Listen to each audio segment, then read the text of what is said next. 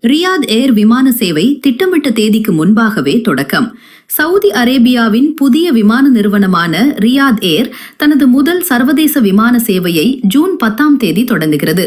திட்டமிட்ட நேரத்திற்கு முன்பாகவே புதிய விமானங்கள் கிடைக்கப் பெற்றதால் இந்த மாற்றம் செய்யப்பட்டுள்ளது.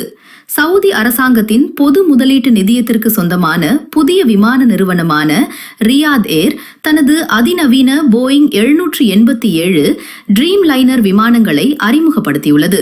இந்த விழாவில் வெளியிடப்பட்ட புதிய அறிவிப்புகளின்படி சேவைகள் முன்கூட்டியே தொடங்கப்படுகின்றன. முன்னதாக ஜூலை 1 தொடங்க திட்டமிடப்பட்டிருந்த லண்டன் சேவை ஜூன் 10 மாற்றப்பட்டுள்ளது.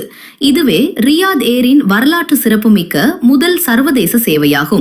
அதனைத் தொடர்ந்து ஜூன் 14 ஜித்தாவிற்கு முதல் உள்நாட்டு விமான சேவை இயக்கப்படுகிறது. சர்வதேச வழித்தடங்களில் துபாய் ஜூன் 18 முதலும், கெய்ரோ ஜூன் 25 முதலும், மேட்ரிட் ஜூலை 17, மான்செஸ்டர் ஜூலை 23 முதலும் துவங்கும். ரியாத் நகரை உலகெங்கிலும் உள்ள 100க்கும் மேற்பட்ட நகரங்களுடன் இணைப்பதே இந்த நிறுவனத்தின் பிரதான நோக்கமாகும். இதன் ஒரு பகுதியாக எதிர்காலத்தில் இந்தியாவிற்கும் விமான சேவைகள் இயக்கப்பட உள்ளதாக நிறுவனம் உறுதியளித்துள்ளது.